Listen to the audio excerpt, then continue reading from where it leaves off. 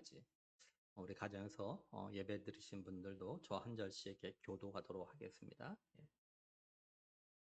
요한복음 14장 15절에서 24절 말씀까지 제가 먼저 15절 읽도록 하겠습니다. 너희가 나를 사랑하면 나의 계명을 지키리라.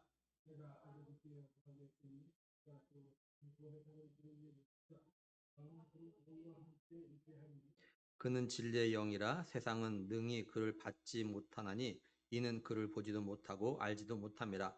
그러나 너희는 그를 아나니 그는 너희와 함께 거하시며 또 너희 속에 계시겠습니다.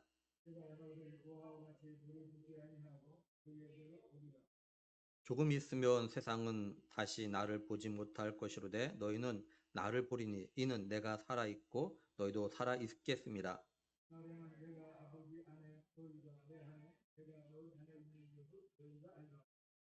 나의 계명을 지키는 자라야 나를 사랑하는 자니 나를 사랑하는 자는 내 아버지께 사랑을 받을 것이요 나도 그를 사랑하여 그에게 나를 나타내리라.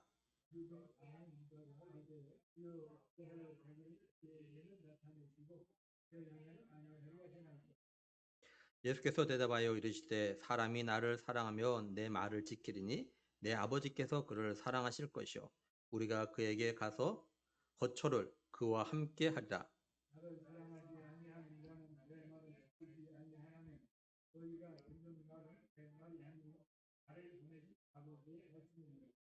아멘. 예수님은 빌립이 아버지를 갖다 보여달라고 하는 그 말을 들으시고 내가 이렇게 너희와 오래 있었는데 나를 갖다가 알지 못하냐라면서 서운함과 실망을 갖다 말씀하셨어요. 예수님은 나를 본 것이 아버지를 본 거라고 말씀하십니다. 왜냐하면 예수님이 아버지 안에 거하고 하나님 아버지가 예수님 안에 계시기 때문이라 이렇게 말씀을 해요. 예수님은 자신이 하는 말을 갖다가 믿지 못하겠거든 예수님 자신이 하는 일을 통해서 예수님을 갖다 믿으라라고 말씀하십니다. 한마디로 말해서 예수님과 하나님이 하나라는 것을 갖다 좀 믿으라라는 것이에요. 그리고 예수님은요 제자들에게 예수님 자신을 믿는 자는 자신이 하는 일을 할 거고 뿐만 아니라 이보다 더 큰 일도 할 수 있을 거라고 이렇게 말씀하셨습니다. 근데 그 방법이 뭐냐면 예수님의 이름으로 기도하며 구하면 예수님께서 친히 갖다가 행하시겠다라고 하셨어요. 예수님께서 제자들에게 이런 말씀을 하고 나서 오늘 우리가 함께 읽은 말씀을 갖다가 말씀하신 겁니다. 오늘 우리가 함께 본 말씀을 보면 크게 두 가지를 갖다 말씀하셔요. 그거는 뭐냐면 예수님의 계명을 지키는 것과 다른 부에서 다시 말해서 성령님입니다. 근데 말씀을 잘 보면요. 계명을 지키는 것과 성령에 대해서 이야기가 다 번갈아 가면서 말씀을 하고 계셔요. 이건 계명을 지키는 것과 성령이 연관이 있어서 그런 겁니다. 그리고 이 둘이 어떤 연관이 있냐면 앞에서 말씀하신 큰 일, 다시 말해서 성령이 임함으로 인해서 영혼을 구원하는 그런 구원사역과 관계가 있습니다. 그럼 먼저 15절에 보면요. 너희가 나를 사랑하면 나의 계명을 지키라 이렇게 말씀을 해요. 예수님께서 이 말씀을 하신 건 예수님을 갖다 사랑하는 것과 계명을 지키는 일이 큰 일, 그러니까 천하보다 귀한 영혼을 갖다가 살리는 일과 깊은 관계가 있기 때문에 그런 겁니다. 한마디로 제자들이 예수님 갖다 사랑해야 예수님의 계명, 말씀, 명령에 순종을 한다라는 거죠. 예수님이 어떤 명령에 순종을 하냐면 땅까지 이뤄서 내 증인이 되어서 영혼을 살리라는 그 명령에 순종을 갖다가 하게 된다는 겁니다.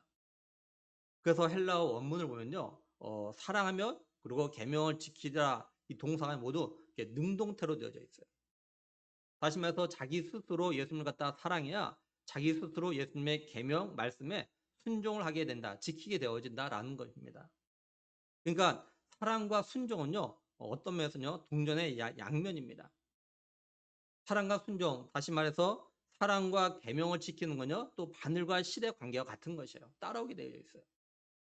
그래서 예수님은요, 뒤에서 21절에요, 나의 계명을 지킨 자라야 나를 사랑하는 자니. 또 23절에 예수께서 대답하여 이르시되 사람이 나를 사랑하면 내 말을 지키리니 이렇게 말씀을 하셔요.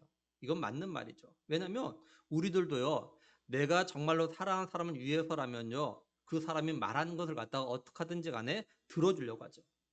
소위 하늘에서 별을 따오라고 하면 별을 따는 흉내를 하고, 또한 죽으라고 하면 죽는 흉내까지 내죠. 한 예로 일반적으로요, 정상적인 부모라면요, 자녀들을 갖다 사랑하기 때문에 자녀들을 위해서 할 수 있는 모든 행동을 다 합니다. 그래서 사랑은 말이 아니라 행동이에요. 그리고 사랑은 명사가 아니라 동사라고 말합니다. 명사는 고정된 거고 움직이지 않는 걸 갖다 의미해요. 반면에 동사는 움직이는 행동을 갖다 말하는 거죠. 그래서 사랑은요, 명사가 아니라 동사라고 말을 합니다. 이건 예수님의 생각도 똑같아요. 그래서 너희가 나를 사랑하면 예수님의 계명을 갖다 지키는 행동으로 보이라, 이렇게 말씀하고 계셔요. 그럼 예수님의 계명이 뭡니까? 요한복음 13장 34절에 보면요, 새 계명을 너에게 주노니 서로 사랑하라. 내가 너희를 사랑한 같이 너희도 서로 사랑하라. 또 요한복음 15장 12절에요, 내 계명은 곧 내가 너희를 사랑한 같이 너희도 서로 사랑하라 하는 이것이니라, 이렇게 말씀을 해요. 예수님의 계명은요, 우리가 서로 사랑하는 겁니다. 예수님요, 우리에게 서로 사랑하라는 그런 계명을 갖다 먼저 주신 것이 아닙니다. 예수님이 먼저, 사랑이 먼저 갖다 보여주시고 다음에 그걸 갖다가 계명으로 우리에게 주신 거예요. 그러니까 제자들 또한 오늘 우리들이 스스로 예수님 갖다 사랑하면 예수님이 우리에게 친히 보여주신 서로 사랑하라는 계명을 갖다 스스로 지키는 거라라는 겁니다. 그러면 예수님이 제자들에게 또 오늘 우리들에게 보여주신 사랑이 뭡니까? 그건 우리가 너무나 잘 알듯이 예수님께서 우리의 죄를 대신해서 십자가에서 피 흘려 죽으심으로 우리를 갖다가 죄와 죽음에서 구원해 주신 거죠.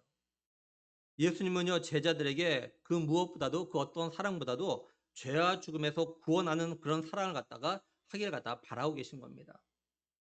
그래서 예수님은 큰 일을 갖다 말씀하시고 이걸 행하기 위해서 기도하라고 말씀하셨어요. 또한 이 큰 일을 행하려면 예수님처럼 영혼을 갖다 사랑하는 마음이 있어야 하기 때문에요, 나를 사랑하면 내 계명을 갖다 지키라.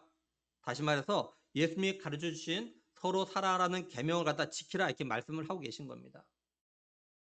예수님이 이전에 뭐라고 말씀하셨냐면 요한복음 13장 35절에 보면요, 너희가 서로 사랑하면 이로써 모든 사람이 너희가 내 제자인 줄 알리라, 이렇게 말씀하셨어요. 제자들이, 또한 예수님을 갖다 믿고 따르는 사람들이 서로 사랑하면, 다시 말해서 예수님처럼 영혼을 사랑하면 그걸 통해서 모든 사람들이, 이런 삶을 사는 사람들이 예수님의 제자라는 것을 갖다가 알게 될 거라고 말씀하신 겁니다. 따라서 우리가 전도자의 사명, 또 화목케 한 직분을 갖다 감당하려면 예수님부터 받은 사랑으로 한 영혼을 갖다가 사랑해야 가능하다라는 거죠. 그러니까 우리가 진실로 큰 일을 갖다 감당하려는 마음이 있다면 먼저, 그죠? 예수님의 이름으로 나도 예수님처럼 영혼을 갖다 사랑할 수 있는 마음, 그리고 그 마음을 갖다가 행동으로 나타낼 수 있게 해달라고 기도를 갖다 해야 한다라는 거죠. 우리가 요한복음을 갖다 살펴보고 있는데 예수님은 이제 곧 자신이 하나님 아버지께로 돌아가실 때가 된 걸 아셔요. 다시 말해서 자신이 십자가에 달려 죽으실 때가 된 걸 갖다 아시는 가운데서 성만찬하셨고, 그러면서 제자들의 발을 갖다 씻겨주셨죠. 또 그러시면서 서로 사랑하라는 세명을 갖다가 주셨습니다. 우리가 이걸 염두에 두면서 말씀을 들어야 되고 또 말씀을 좀 봐야 돼요. 무슨 말이냐면 예수님이 보여주신 많은 사랑의 행동들 가운데서 가장 큰 사랑, 그리고 예수님이 진정으로 보여주고 싶으셨던 사랑, 또한 제자들이 서로 사랑함으로 하길 바라셨던 건 뭐냐면 천하보다 귀한 생명을 갖다가 살리는 사랑이다라는 겁니다. 우리는 사랑을 하면 자꾸 어떤 육적인 것, 어떤 물질적인 것을 갖다가 공급해주고 채워주는 거, 이걸 갖다 먼저 생각들 참 많이 합니다. 근데 예수님은 이런 사랑도 필요하겠지만 이것부터 앞서서 더 중요한 건 뭐냐면 그 영혼을 사랑하는 거라, 이렇게 말씀하고 계신 거예요. 사람이 천하를 얻어도 죽는다면 그 천하는 자신에게 아무 의미가 없죠. 그러니 진정한 사랑은 영혼을 살리는 겁니다. 예수님은 제자들이 예수님을 갖다 사랑함으로 인해서 예수님이 주신 새 계명인 서로 사랑하는 것을 갖다가 실천하는 큰 일을 갖다 하기를 갖다가 바라셨던 겁니다.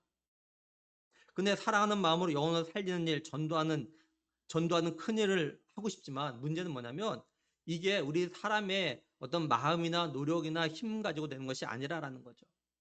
우리의 마음이나 의지만으로는요, 이런 사랑을 갖다가 실천할 수 있는 게 아니에요.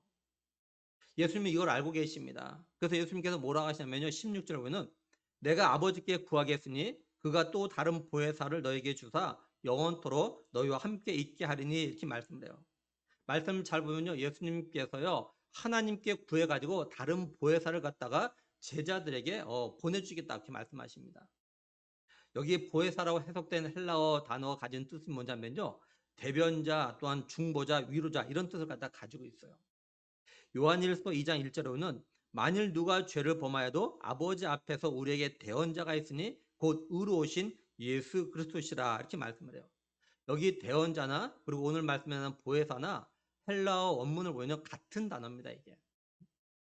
그러니까 보혜사나 대변인 또 대언자 이게 누구냐면 바로 예수 그리스도예요. 예수님이 우리의 대변자십니다. 그러니까 지금까지 예수님은요. 제자들에게 있어서요. 제자들의 중보자 역할을 하셨고 또한 대변인 역할을 하셨고 보혜사 역할을 갖다 하셨던 겁니다. 근데 이제 예수님께서 하나님 이 땅에 보내신 목적을 갖다가 이루시기 위해서 십자가에 달려 죽으시고 또한 부활하신 다음에 하나님께로 돌아가셔야 하기 때문에 누군가 예수님의 이 역할을 갖다가 대신해 했던 거예요. 그래서 예수님께서 하나님께 직접 자신의 역할을 갖다 대신할 보혜사를 갖다 보내달라고 구하시겠다라는 거죠. 그래서 다른 보혜사 이렇게 말씀하고 계신 겁니다. 여기 다른 보혜사는 바로 성령님이셔요. 성령님이 하신 일은 뭐냐면 예수님을 갖다 대신해 가지고요. 예수님을 믿는 사람과 영원토록 함께 계시는 겁니다. 성령님은 예수님을 갖다 믿는 사람들과 영원토록 함께 하시면서 뭘 하시냐? 대신 간구하신 일을 갖다 하셔요. 로마서 8장 26절에는 이와 같이 성령도 우리의 연약함을 도우시나니 우리는 마땅히 기도할 바를 알지 못하나 오직 성령이 말할 수 없는 탄식으로 우리를 위하여 친히 간구하시니라 이렇게 말씀해요. 뿐만 아니라 성령님이 하시는 일이 뭐냐면요. 우리 성도를 갖다 위로하시는 일입니다. 예수님께서 자신을 대신해서 다른 보혜사를 갖다 구하는 이유는 그 다른 보혜사, 다시 말해서 성령님께서 예수님을 대신해서 제자들과 함께 영원토록 함께하기 위해서라고 말씀을 해요. 다시 말하면 예수님은요. 성령님을 통해서 제자들과 영원히 함께 하시려고 하신 겁니다. 그래서 예수님은 십자가를 지시고 부활하신 다음에 제자들에게 그렇게 말씀하셨죠. 모든 민족을 제자 삼아서 그죠? 그리고 마지막 하신 말씀 뭐냐면 내가 세상 끝날까지 너희와 항상 함께 있겠다 이렇게 말씀하셨다고요. 예수님은 보혜사 성령님을 갖다 대신 보내서 제자들 다시 말해서 예수를 믿고 영접한 예수님의 제자된 성도들과 영원토록 함께 하시도록 하시는 근본 이유는 뭐냐면 예수님이 원하시는 큰일을 갖다가 할 수 있도록 하기 위해서라는 거예요. 그래서 예수님께서 죽으셨다가 부활하시고 승천하시면서 제자들에게 말씀하시죠. 너희에게 성령이 임하면 너희가 권능을 받아서 예루살렘부터 해서 땅까지 해서 내 증인이 될 거다 이렇게 말씀하셨던 거예요. 그러니 이걸 한마디로 하면 하나님께서 예수님 대신에 보내주신 다른 보혜사는 제자들과 함께 계셔서 영혼을 살리는 일, 전도하는 일을 갖다 돕도록 하기 위해서였던 겁니다. 왜냐하면 우리의 힘이나 우리의 노력만으로는요. 영혼을 살리는 이 전도의 사를 갖다가 감당할 수 없기 때문에 그래요. 영혼을 살리는 전도사에게는 반드시 성령의 도우심과 성령의 역사가 필요한 겁니다. 예수님은 제자들에게 다른 부에서 다시 말해서 성령님이 어떤 분이신지에 대해서 알려주셔요. 17절 보면 그는 진리의 영이라 세상은 능히 그를 받지 못하니 이는 그를 보지도 못하고 알지도 못함이라. 그러나 너희는 그를 아나니 그는 너희와 함께 거하시며 또 너희 속에 계시겠습니다. 이렇게 말씀을 해요. 먼저 보혜사 성령님은 뭐냐? 진리의 영이라 이렇게 말씀합니다. 이건 성령님께서 진리를 전하고 또한 진리를 갖다 증언하시기 때문에 그래요. 다시 말해서 성령님께서는요 진리이신 예수님 갖다 전하고 증언하신 일 갖다가 하신다는 거예요. 그래서 요한복음 15장 26절에 보면요. 내가 아버지께로부터 너에게 보낼 보혜사 곧 아버지께로부터 나오시는 진리의 성령이 오실 때 그가 나를 증언하실 것이요 이렇게 말씀을 해요. 다음으로 예수님은요 진리의 영신 성령님은 아무나 보는 게 아니라라고 하십니다. 예수님은요 세상은 능히 진리의 성령님을 갖다 받지 못하는데 이유가 뭐냐면 세상은요 진리의 성령님을 갖다 보지도 못하고 알지도 못하기 때문이라고 하셔요. 그런데 너희들 다시 말해서 제자들 너희는 진리의 성령님을 갖다 알고 또한 진리의 성령님이 너희와 함께 하시고 또한 너희 속에 계실 거라고 하십니다. 이건 당연한 거고 또 오늘날도 마찬가지죠. 세상은 다시 말해서 예수님을 갖다 믿지 않는 사람들은요 진리의 성령님을 갖다 받지는 못합니다. 고린도전서 2장 14절에 보면요 육에 속한 사람은 하나님의 성령의 일들을 받지 아니하나니 이렇게 말씀을 해요. 세상 육에 속한 사람이 성령을 갖다 받지 못한 이유가 뭡니까? 이들은요 진리의 성령을 갖다 보지 못하고 알지 못하기 때문에 그래요. 세상 그리고 육에 속한 사람들이요 성령님 갖다 보지 못하고 알지 못한 이유가 뭐냐? 진리의 성령님은 오직 예수님을 갖다가 믿고 영접한 사람들에게만 주어진 것이기 때문에 그렇습니다. 그래서 예수님의 제자들 이들은요 진리의 성령을 갖다 알고 또한 진리의 성령님이 제자들 안에 계시고 함께 하시는 거예요. 오늘날 진실로 예수 그리스도를 갖다 믿는 그런 성도들은요 진리의 성령님을 갖다 압니다. 또한 진리의 성령님이 그 안에 함께하고 계시다라는 거죠. 그럼 성령님께서 예수를 믿는 제자들, 성도들과 함께하는 이유가 뭘까요? 다시 말해서 예수님은 왜 자신을 대신해서 보혜사 성령님을 갖다 보내달라고 하나님께 구하셨을까요? 요한복음 16장 13절 14절 보면요. 그러나 진리의 성령이 오시면 그가 너희를 모든 진리 가운데 인도하시리니 그가 스스로 말하지 않고 오직 들은 것을 말하며 장래일을 너에게 알리시리라. 그가 내 영광을 나타내니 내 것을 가지고 너에게 알리시겠습니다. 이렇게 말씀을 해요. 그러니까 예수님은요 자신을 대신해서 제자들 갖다 계속해서 진리 가운데로 인도하시기 위해서 성령님을 갖다 보내달라고 하신다는 거죠. 그리고 성령님은 제자들에게 또한 예수님을 갖다 믿는 성도들과 함께 하시면서 예수님이 하시고자 하시는 그런 말씀들을 갖다가 제자들 또한 오늘 우리들에게 알리셔가지고 우리가 그 일을 갖다가 하도록 하기 위해서라는 겁니다. 예수님이 하시고자 하는 말씀 또 일들이 뭐냐면 바로 큰 일이에요. 영혼을 구원하는 일, 전도하는 일, 복음을 전하는 그런 일입니다. 예수님은 다른 부에서 다시 말해서 성령님에 대해서 이야기를 하시다가 갑자기 무슨 말씀하시냐면요. 18절에 내가 너희를 고와 같이 버려두지 아니하고 너희에게로 오리라 이렇게 말씀을 해요. 국어 사전에서 고아를 갖다 찾아오면 이렇게 정의해 놨습니다. 부모를 여의거나 부모에게 버림받아 외로운 아이. 부모가 죽어서 없는 아이나 또는 부모에게 버림받아서 외로운 아이가 고아예요. 아무리 형제 자매가 많이 있어도 부모가 없으면 고아입니다. 그리고 부모의 역할은 뭐냐면 자녀를 갖다 보호하고 책임지는 거죠. 예수님 당시에도 고아와 과부가 많이 있었습니다. 우리가 알다시피 성경에서 고아와 과부는 가장 불쌍한 사람의 대명사였습니다. 그래서 제자들은 예수님께서 내가 너희를 갖다 고아와 같이 버려두지 않겠다 이 말씀 의미를 갖다 누구보다도 잘 알 겁니다. 지금까지 예수님은 제자들에게요 선생님이시면서 또한 부모의 역할을 갖다 하셨어요. 예수님이 제자들과 같이 동행하시면서 제자들 갖다 먹이시고 입히시고 보호하시고 책임을 갖다 지셨죠. 제자들은 예수님과 함께 했으며 걱정할 것이 아무것도 없었습니다. 마치 자녀들이 일단 부모님과 함께 있으면 무엇을 먹고 마시고 입을까 걱정하지 않아요. 그 걱정은 다 부모 몫이죠. 또 부모의 역할은 가정의 중심, 기둥의 역할이에요. 부모가 없으면 자녀들이 힘들어하는 이유가 뭐냐면은 가정의 중심, 기둥이 없어지기 때문에 불안한 겁니다. 제 신대원 동기 목사님이 미국에서 목회를 하셔요. 근데 한국의 어느 교회에서 이 목사님을 갖다 이제 청빙을 하는 겁니다. 근데 이 목사님이 이 이야기를 갖다가 이제 가족들의 이야기했어요. 그랬더니 이 목사님의 이야기를 들은 딸이 큰 딸이 충격을 받았어요. 목사님은요 일남 이녀였는데 이 목사님 큰 딸이 25살이에요. 어, 이제 아버지가 한국교회 청빙돼서 이제 가시면 엄마도 따라가야 되는데 그러면 자신들만 남아있게 되는 거예요, 미국에. 그러니까 이 딸이 갑자기 그 이야기를 들으니까 마음이 충격된 거예요. 이제 내가 아빠, 엄마 역할을 갖다가 동생들에게 해야 된다 이것이 굉장히 부담했던 거예요. 그래서 이 부담에서 어떻게 했냐면 이제 불안장애 가요, 불안장애. 그래가지고 대학생인데 대학생을 갖다 못하는 거예요. 그래서 결국 이 목사님이 그 딸 때문에 한국의 청비를 갖다가 거절했습니다. 그리고 우리가 고아하면 꼭 부모가 없는 아이들 또한 청소년만 생각하는데 사실 커서 결혼해도요 또한 자녀를 낳고 길러도 부모님이 안 계시면 고아라는 생활들을 갖다가 가지고 살아가요. 그래서 많이 외로워하고 때로는 슬퍼하는 것을 갖다 봅니다. 아마 자신의 자녀가 결혼해서 자녀를 낳을 때까지 부모가 살아계시지 않는다는 것이 허전함이 있는 것 같아요.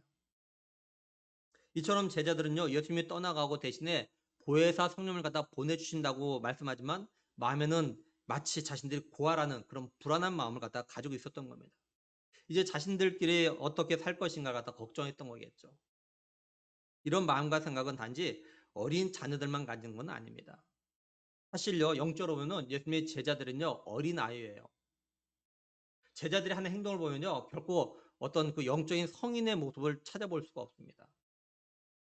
그런 예수님이 자신을 떠나가시고 다른 보혜사를 갖다 보내주신다고 해도 제자들의 마음은요, 불안했던 겁니다. 걱정이 됐던 거예요. 왜냐면 제자들이요, 아직 보혜사 성령님을 갖다 경험하지 못했기 때문이죠.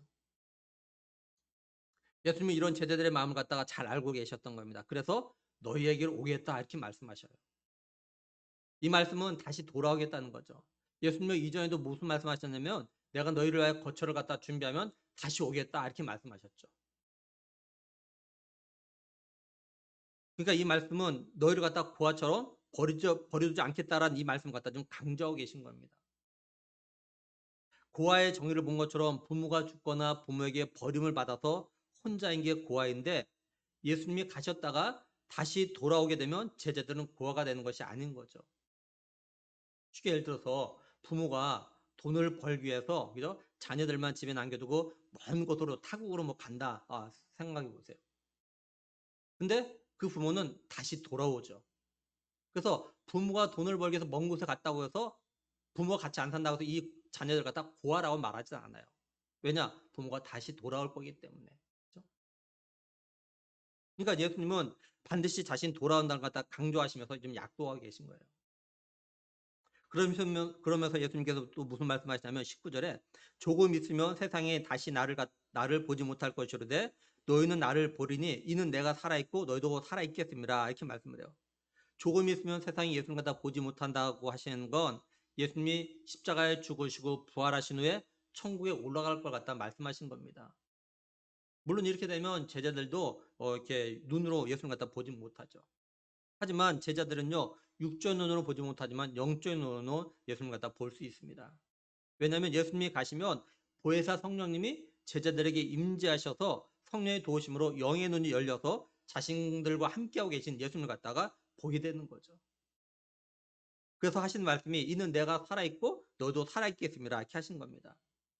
예수님은요 십자가에서 죽으셨다가 부활하셨어요. 그리고 제자들은 예수님의 죽으심과 부활하심을 통해서 죄와 사망에서 생명을 갖다 얻었기 때문에 예수님을 갖다 볼 수 있는 거예요. 다시 말하면 제자들은요 예수 그리스도의 대속으로 인해서 살았기 때문에 예수님을 갖다 볼 수 있는 거예요. 그러나 세상은 예수 그리스도를 갖다가 믿지 않기 때문에 그 영혼이 죽었기 때문에 예수님을 갖다가 다시 보지 못하는 겁니다. 그래서 어떻게 될 거라고 하시냐 20절에 그날에는 내가 아버지 안에 너희가 내 안에 내가 너희 안에 있는 것을 너희가 알리라 이렇게 말씀을 해요.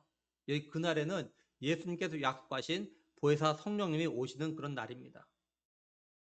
예수님께서 십자가에 죽으셨다가 부활하심으로 이 땅에 오신 목적을 갖다 다 이루시고 하나님 나라로 가심으로 인해서 약속하신 성령님이 오시면 제자들의 영의 눈이 열려가지고 예수님이 하나님 안에 그리고 자신이 예수님 안에 또한 예수님이 자신 안에 계시다는 걸 갖다가 알게 된다라는 거죠.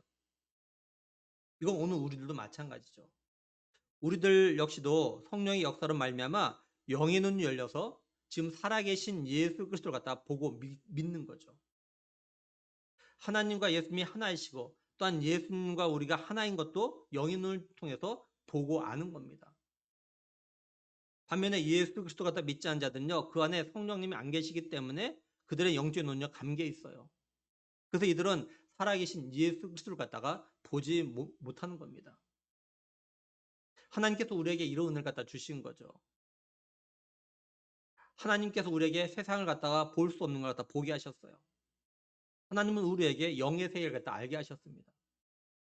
하나님께서는 우리를 하여금 예수님을 갖다가 구원자로 믿고 영접할 수 있는 은혜를 주셨고 우리가 예수님을 갖다가 믿을 때 성령님이 우리 안에 들어오셔 가지고 우리와 함께하고 계셔요. 우리 안에 계신 성령님께서 우리를 하여금 저 영원한 천국을 갖다 소망하며 살아가도록 우리의 영의 눈을 갖다 열어 주셨어요. 그러나 우리가 영적으로 깨어있지 못하면 성령님의 도우심이 없으면 저 영원한 천국을 갖다가 바라볼 수가 없습니다. 저는 안경을 끼고 있는데요. 이렇게 잠에서 깨어서부터 눈을 뜬 순간부터 잠자리에 누울 때까지 누울 때까지 이 안경을 갖다 늘 쓰고 있습니다. 그래야 저의 생활이 불편함이 없어지기 때문에 그래요. 제가 안경을 써야 제가 보고 싶은 거 또한 제가 봐야 될 것 같다가 제대로 봅니다. 안경을 안 쓰면 제가 보고 싶은 거 꼭 봐야 될 것 같다가 제대로 보질 못해요. 근데 저에게 안경이 두 개가 있습니다. 하나는 제가 설교 준비할 때 다시 말해서 컴퓨터 작업을 할 때 쓰는 안경이 있고요. 제가 일상생활 때 쓰는 안경이 있습니다. 지금 저는 이 안경이 있어요. 근데 이 두 안경의 도수는요, 약간 차이가 있습니다. 아주 큰 차이는 없어요. 약간 차이가 있어요. 컴퓨터 작업을 할 때 쓰는 그 안경의 도수가 조금 낮아서 일상생활 때는요, 다른 안경, 이 안경을 갖다 씁니다. 지금 쓰고 있는 안경을 써요. 근데 이 두 안경의 도수가 작아가지고 어떤 때는요, 컴퓨터 작업을 하다가 이제 뭐 점심 먹으러 집에 갈 때 그 안경을 갖다 그냥 쓰고 갈 때가 있습니다. 그냥 보이니까 잘 모르는 거예요. 근데 막상 제가 뭘 갖다 보려고 할 때 잘 보이지 않아요. 그럼 그때서야 아, 내가 안경을 바꿨어야 되는데 안 바꿔 쓰고 왔구나, 이걸 딱 알게 되어집니다.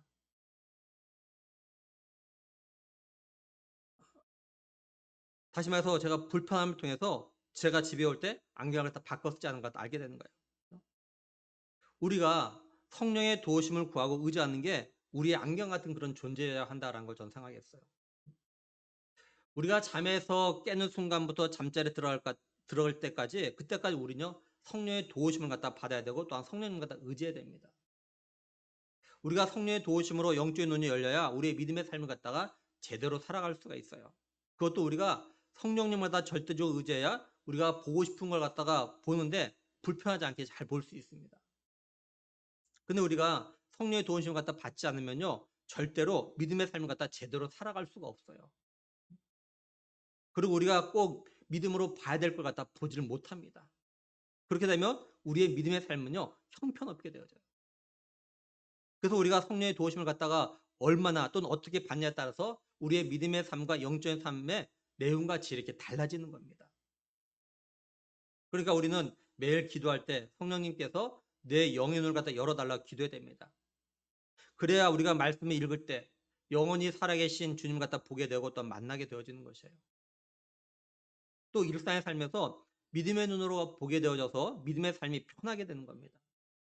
또 우리들이 영적인 삶을 갖다 살아가는데 또한 장애물도 갖다 보게 되어져요. 그리고 예수님이 계신 저 천국을 딱 바라보면서 하루하루를 갖다가 살아가게 되어지는 거죠. 예수님은 보혜사 성령님에 대해서 이야기하고 또 다시 계명에 대해서 또 말씀을 하십니다. 근데 예수님은요, 다시 계명을 지키는 것과 사랑과 또 연관시켜서 말씀을 하셔요. 21절 보면 나의 계명을 지킨 자라야 나를 사랑한 자니 나를 사랑한 자는 내 아버지께 사랑을 받을 것이요 나도 그를 사랑하여 그에게 나를 나타내리라, 이렇게 말씀을 해요. 먼저 뭐라고 말씀하냐면 나의 계명을 갖다가 지키는 자라야 나를 사랑한 자다, 이렇게 말씀하십니다. 그러니까 예수님은 자신의 계명을 지키는 걸 통해서 예수님 자신을 갖다 사랑하는지를 갖다 확인하시겠다라는 거 말씀하고 계신 거죠. 사실 우리들도 이렇게 생각할 때가 있잖아요. 내가 하는 말 또는 내가 부탁하는 것 갖다 들어주는 걸 통해서 그 사람이 나에서 어떻게 생각하는지를 갖다가 우리가 판단할 때가 있어요. 그래서 우리가 때로는 영화나 드라마에서 뭐 연인 사이에 또는 부부 사이 얘기죠. 어떤 부탁, 어떤 말 했는데 그걸 갖다가 안 들어주면 뭐라고 합니까? 당신 날 안 사랑하는구나, 이렇게 말하는 대화를 들을 때가 있어요. 반대로 들어주면은 당신 나를 사랑하고 있구나, 이렇게 말하는 걸 갖다 들을 때가 있죠. 예수님이 이어서 또 뭐라 하시냐면 나를 사랑하는 자는 내 아버지께 사랑을 받을 것이요 나도 그를 사랑하여 그에게 나를 나타내라, 이렇게 말씀을 해요. 한마디로 예수님은요, 자신의 계명을 지킴으로 인해서 예수님을 사랑한 자가 받게 될 두 가지 사랑에 대해서 말씀하셔요. 첫 번째 받게 될 사랑이 뭐냐면 하나님 아버지의 사랑을 갖다 받게 되어진다라는 겁니다. 그럼 예수님은요, 왜 자신의 계명을 갖다 지킴으로 해서 자신을 갖다 사랑한다는 걸 갖다 보여주는 사람에게 먼저 예수님이 사랑한다고 말하지 않으시고 하나님 아버지의 사랑을 갖다 먼저 이야기하는 이유가 뭘까라는 거죠. 예수님이 제자들에게 뭐라고 이전에 말씀하셨냐면요, 사람이 너를 갖다 영접하는 건 나를 영접하는 거다. 그리고 나를 영접하는 건 나를 보내시니, 다시 말해서 하나님 아버지를 갖다 영접하는 거다, 이런 말씀하셨어요. 그러니까 예수님을 사랑한다는 건 결국 하나님을 갖다 사랑한다는 거죠. 이 말을 갖다 다른 말로 하면 하나님을 사랑하기 때문에 예수님을 갖다 사랑한다라는 겁니다. 우리 옛말에 이런 말이 있죠. 아내가 귀여우면 처갓집 말뚝을 보고 절한다. 그렇죠? 그러니까 하나님은요, 제자들이 예수님 갖다 사랑해서 예수님의 계명을 지키는 걸 보고 이건 나를 사랑하는 거나 똑같다 이렇게 생각하신다는 겁니다. 그래서 그 사람을 갖다 사랑하신다라는 거예요. 우리가 이걸 통해서 알 수 있는 건 예수님은요, 항상 자신보다 하나님 갖다 앞세우고 계시다라는 거예요. 예수님은 자신이 하는 모든 일을 통해서 항상 하나님이 영광 받기를 갖다 원하셨어요. 그래서 자신이 하는 모든 건 하나님의 뜻이라고도 말씀하셨죠. 한마디로 예수님은 항상 하나님 우선이셨습니다. 항상 먼저 그의 나라와 그의 의를 구하는 삶을 갖다가 예수님 자신이 사셨던 거죠. 이걸 오늘 우리에게 적용해 생각해 보면, 그렇다면 나는 항상 누굴 먼저 내세우는가? 그걸 항상 누가 그리고 무엇이 우선인가라는 거죠. 우리가 예수님을 따르는 제자로 살아간다는 건 뭐냐면 예수님처럼요, 항상 하나님 갖다 먼저 생각하고 먼저 그의 나라와 그의 의를 구하는 삶을 갖다가 살아가는 걸 갖다 말하는 겁니다. 우리가 이런 삶을 살 때 하나님께서 우리를 갖다 사랑하신다라는 거예요. 예수님을 사랑함으로 받게 될 두 번째 사랑은 뭐냐면 예수님도 이런 사람을 갖다 사랑하시겠다라는 거 말씀을 하셔요. 예수님은 자신을 사랑해서 자신의 계명을 갖다 지키는 자를 갖다 사랑하신다고 하십니다. 그런데 우리가 잘못 생각하면요, 하나님은 사랑이시니까 또 예수님이 십자가에서 우리를 위해서 피 흘려 죽으실 정도로 우리 갖다 사랑하시니까 내가 하나님 말씀에 불순종해도 내 마음대로 해도 하나님 나를 사랑하실 거야 이런 생각을 할 때가 있죠. 물론 그러셔요. 근데 하나님과 예수님이 그렇게 사랑하시는 사랑과 우리가 순종할 때 주시는 사랑은요, 다르다라는 것을 갖다 우리가 좀 알 필요가 있습니다.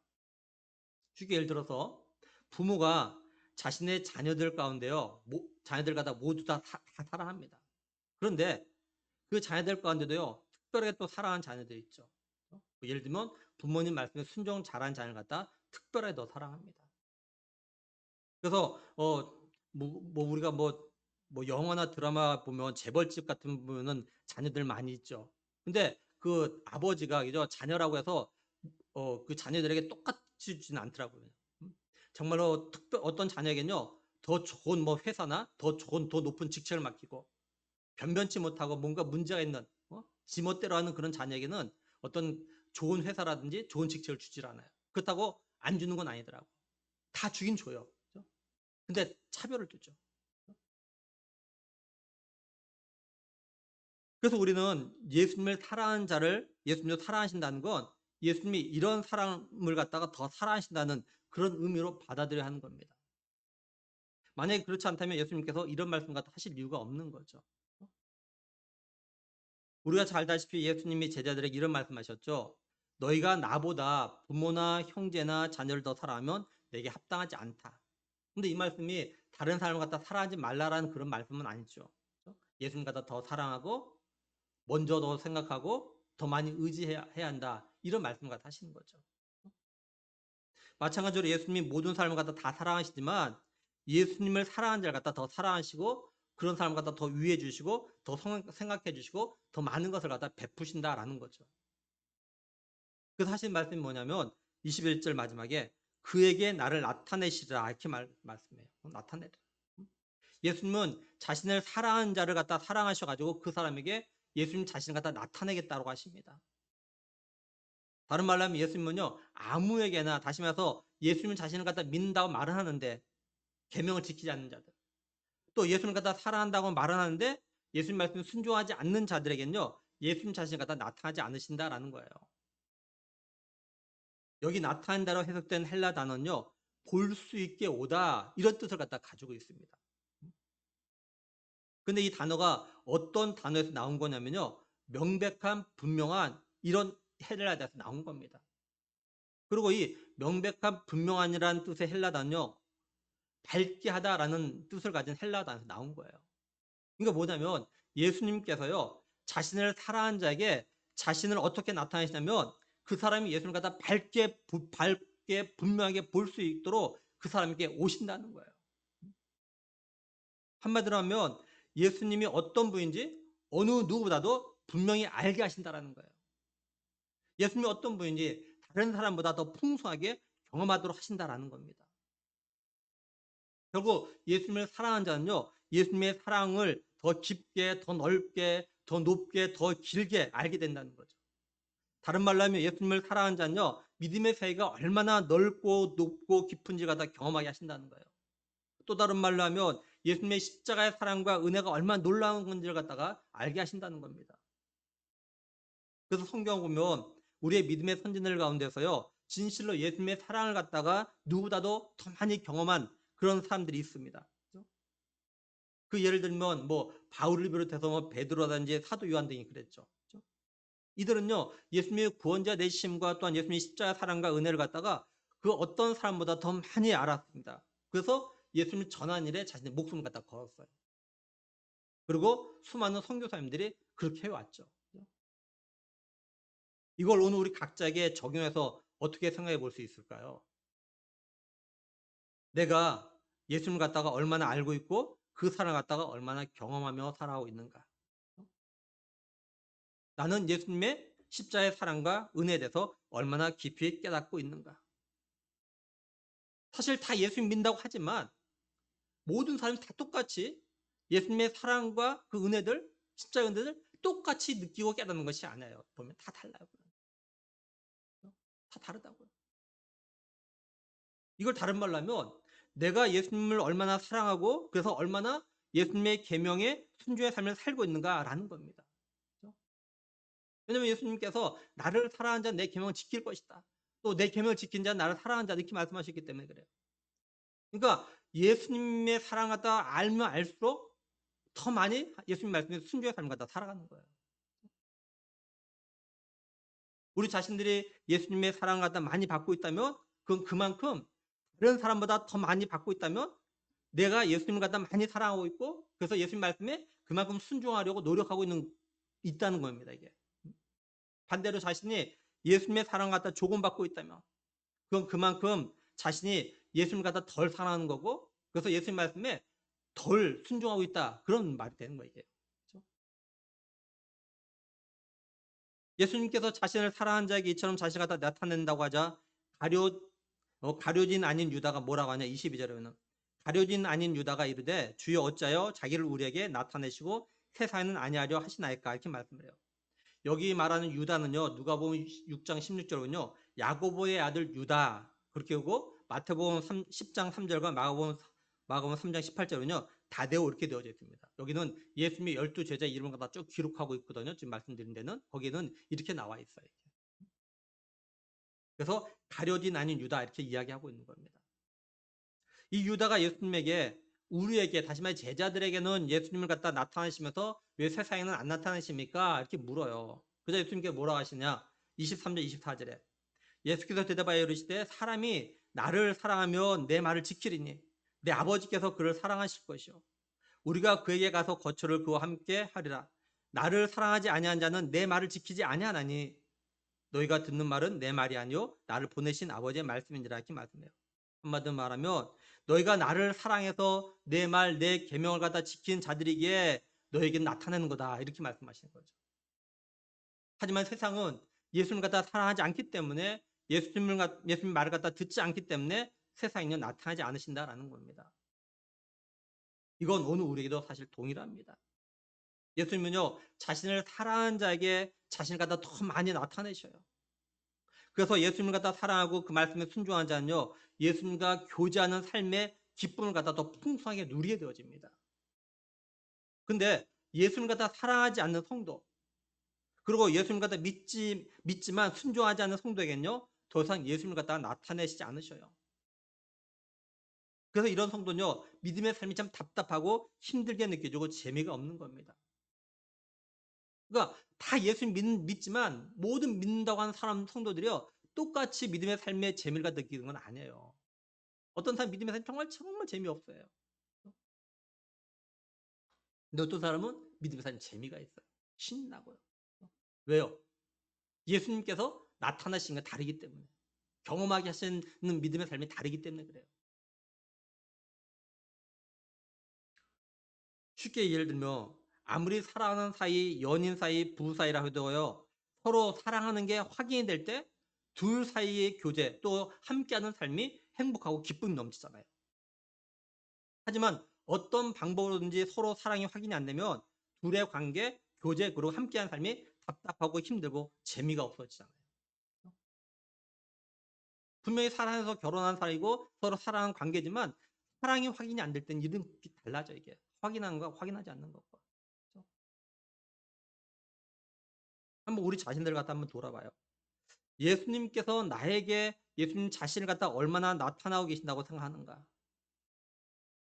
그리고 때론 참 예수님이 다른 성도에게는 예수님의 사랑과 은혜를 갖다가 많이 나타나시는데 왜 나에게는 그렇게 많이 안 나타나실까? 여기에서 이거 이렇게 이런 거에 대해서 궁금해 하신 적은 없는지. 사실 궁금할 때가 있잖아요. 아, 저분한테는 하나님 예수님의 사랑을 듬뿍 주는데 왜 나한테 안 주실까? 그건 그만큼 내가 예수님 갖다 사랑하지 않아서 그래요. 또 그만큼 그 사람은요, 예수님 갖다 사랑해서 그런 겁니다. 그리고 혹시 옛날에는 예수님이 나에게 많은 걸 갖다 나타내 보이셨는데 지금은 그때만 못하다고 생각되는 건 없는가라는 거죠. 그건 그때보다 내 자신이 예수님 갖다 지금 덜 사랑하고 있기 때문에 그래요. 또 그때보다 내가 덜 순종하기 때문에 그래요. 그때보다 하나님 나라를 위해서 덜 살고 있기 때문에 그래요. 이제 말씀을 정리하면 예수님은 자신을 사랑하면 예수님의 계명을 갖다 지킬 거라고 하십니다. 반대로 예수님 갖다 사랑하지 않은 자는 예수님의 말씀을 갖다가 지키지 않을 거라고 하셔요. 그리고 예수님의 계명을 지키며 하나님께서 그 사람을 갖다가 사랑하시고 또한 예수님 자신도 그 사람을 사랑하시고 그런 사람에게 예수님 자신이 다 나타내신다고 하십니다. 그리고 예수님은 다른 보혜사를 갖다가 보내주시길 하나님께 간구하겠다고 하셔요. 보혜사는 성령님을 말하는데 성령님은요 진리의 영이십니다. 근데 세상은 진리의 영이신 성령님을 갖다 보지도 못하고 알지도 못해요. 받지도 못해요. 하지만 예수님의 제자들 다시 말해서 예수를 믿고 영접한 사람들은요 진리의 영이신 성령님을 갖다 보고 압니다. 또한 성령님을 갖다 받아요. 그렇죠? 성령님은 또 이런 사람과 함께하고 계시죠. 예수님은 자신을 사랑함으로 계명을 지키는 것과 보혜사 성령님을 보내주실 것 같다가 말씀하신 건 뭐냐?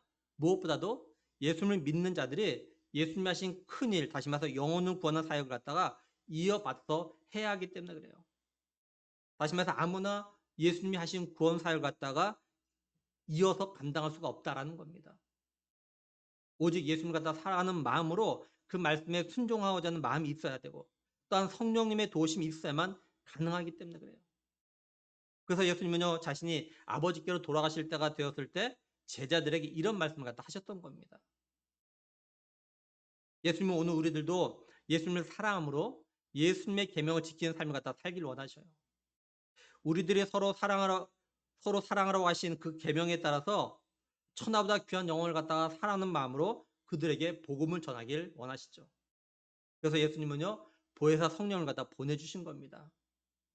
성령님이 임하면 권능을 받아서 땅끝까지 해서 증인의 삶을 갖다 살게 될 거라고 하셨던 거예요.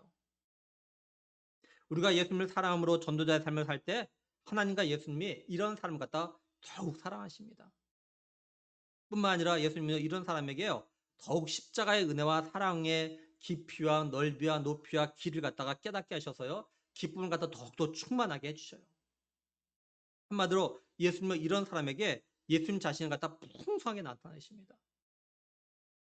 그러므로 간절히 바라기는 우리 교회에서 신앙생활하는 모든 사람들은요 무엇보다도 예수님을 갖다 사랑할 수 있기를 정말 간절히 바랍니다.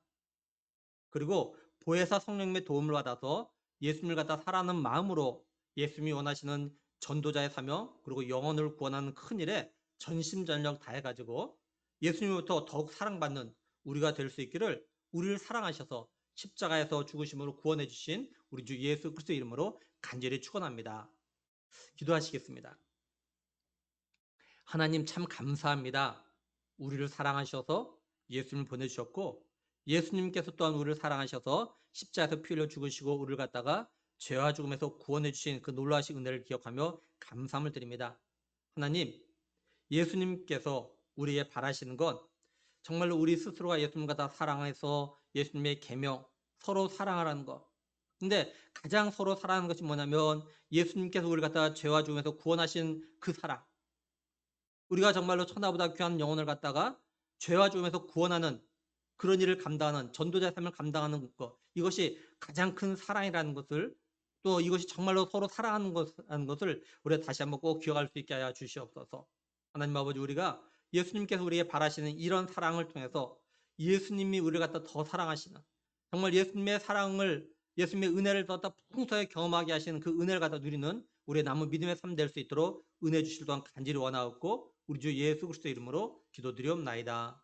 아멘.